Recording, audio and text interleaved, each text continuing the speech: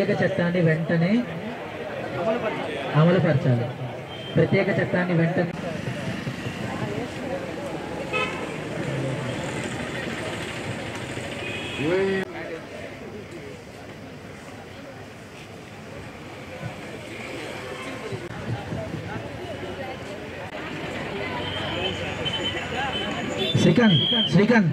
శ్రీకాంత్ నీ వెనుకున్న వాళ్ళందరూ ముందు పంపివా.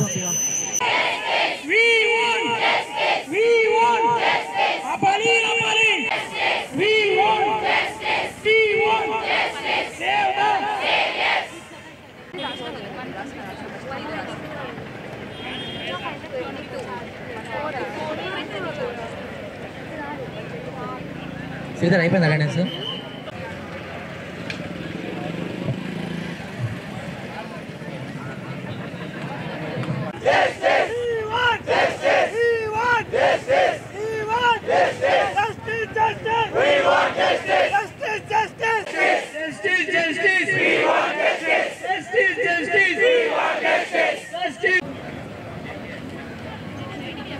Venu emergency medicine PG Venu.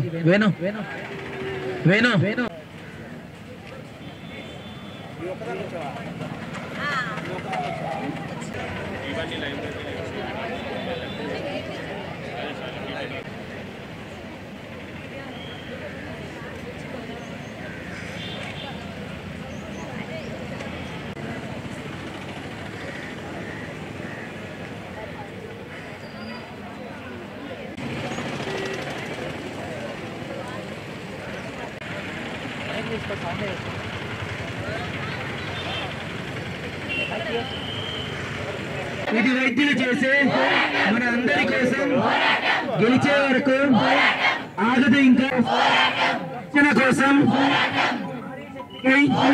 ఇది వైద్యులు చేసే మన అందరి కోసం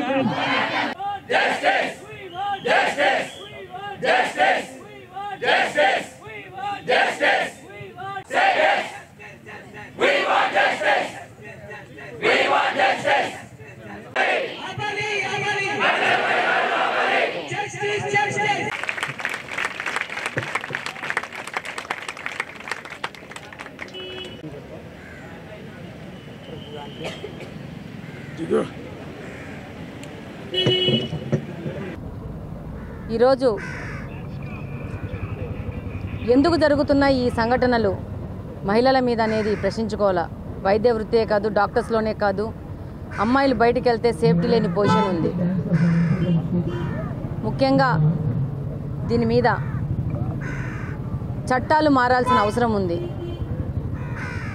వీరి మీద విచారణ తొందరగా జరగాల్సిన అవసరం ఉంది. కఠినమైన శిక్షలు జరగాల్సిన అవసరం ఉంది. అలాగనే మహిళల రక్షణ మీద ప్రభుత్వాలు ఎక్కువ ప్రాధాన్యత తీసుకొని ఇన్స్టిట్యూషన్స్ కానీ ఎక్కడైనా కానీ నిఘా వ్యవస్థను పెట్టి కఠినతరమైన చట్టాలు చేసి ముందుకు పోవాల్సిన అవసరం ఉంది. మహిళలు ఇప్పుడు అందరితో సమానంగా ముందుకెళ్తున్నారు. ప్రతి ఒక్క రంగంలోనూ ముందుకెళ్తున్నారు, బయటికి వస్తున్నారు. వాళ్ళు వాళ్ళ వృత్తిలో సక్సెస్ఫుల్గా ముందుకు పోతున్నారు. దానివల్ల వాళ్ళు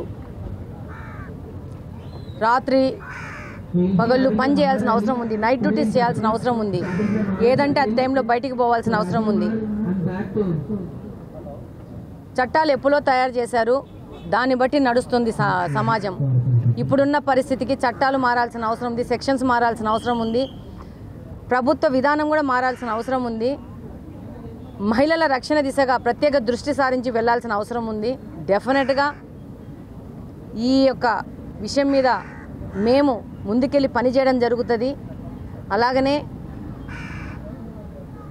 భారతదేశం మొత్తము సరైన విధంగా ముందుకు పోవాల్సిన అవసరం ఉంది. అలాగనే ఈరోజు కడపలో కూడా రిమ్స్ సంబంధంగా కూడా ఉన్న సమస్యల మీద కూడా ఇక్కడ చదువుకుంటున్న విద్యార్థులు మా దృష్టికి తేవడం జరిగింది. ఎంత త్వర అయితే అంత త్వరగా వీళ్ళకు సరైన సెక్యూరిటీ ఉండే విధంగా, మిగతా సమస్యలను సాల్వ్ చేసే విధంగా ముందుకెళ్ళి పనిచేయడం జరుగుతుంది. ఈ యొక్క కడప నియోజకవర్గ ఎమ్మెల్యేగా, ఒక మహిళగా ముఖ్యంగా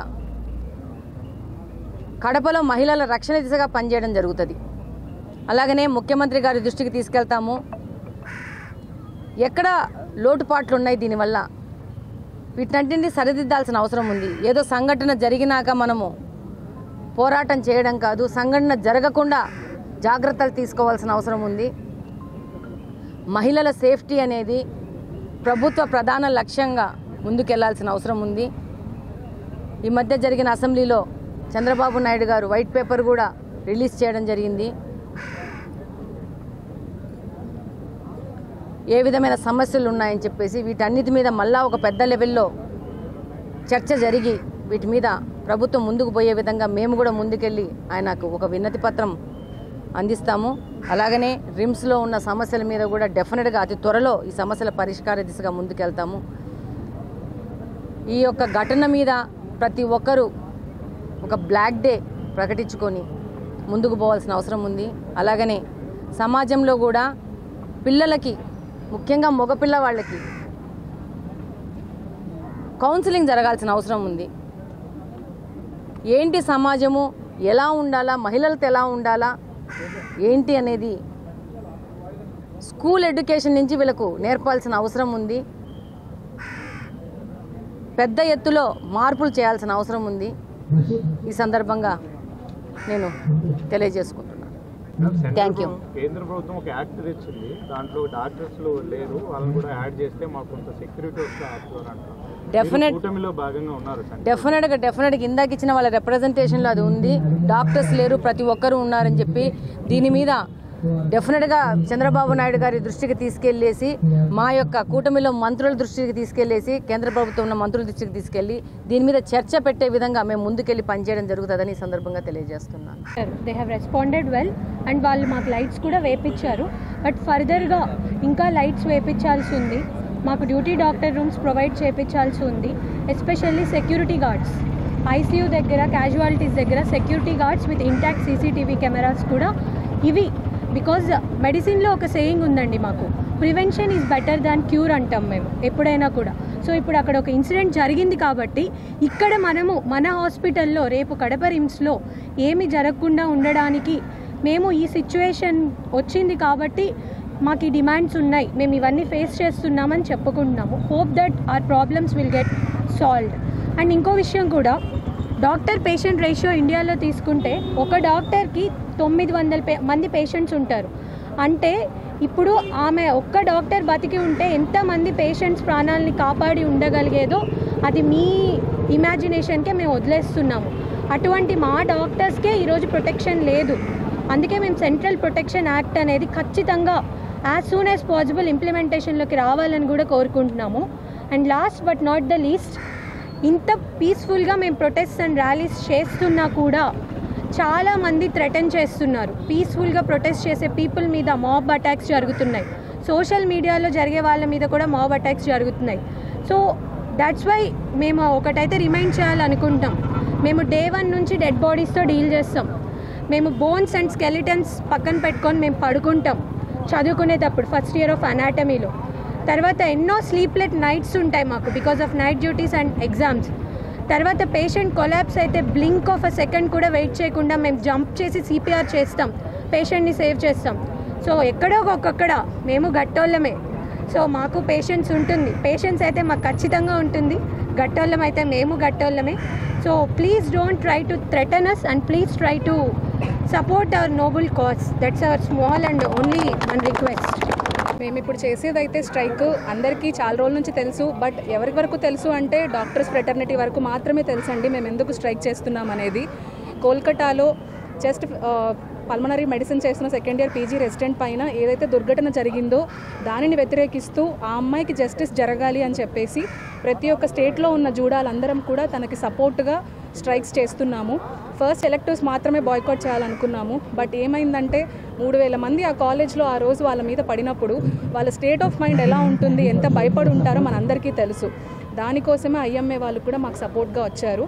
మేము కోరుకునేది ఒకటే అండి, తను పడిన కష్టానికి జస్టిస్ దక్కాలి. ప్లస్ మాకు మా వర్క్ ప్లేస్లో సేఫ్టీ రావాలి, సెక్యూరిటీ పెంచాలి.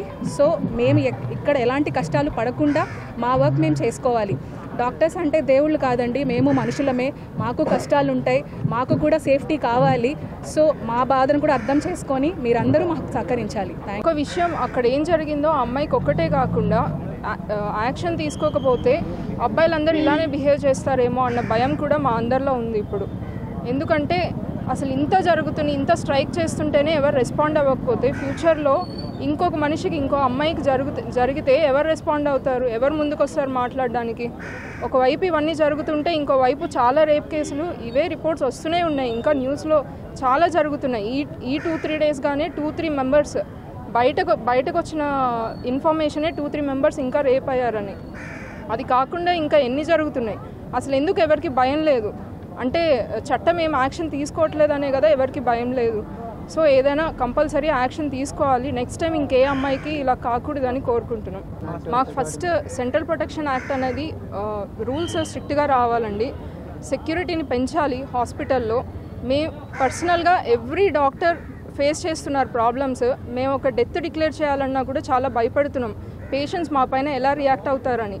ఎందుకంటే వీ డోంట్ హ్యావ్ సెక్యూరిటీ. మేము సెక్యూరిటీని పిలిచినప్పటికీ కూడా వాళ్ళు ఏం చేయట్లేదు, మేమే ఏమైనా చేసుకోవాల్సి వస్తుంది, మేము మా మటుకు మేమే ఆపుకోవాల్సి వస్తుంది. కానీ సెక్యూరిటీ వాళ్ళు పక్కన నిల్చుని కూడా ఏం రియాక్ట్ అవ్వట్లేదు. ఇదే విషయం నాతో కూడా చాలాసార్లు జరిగింది.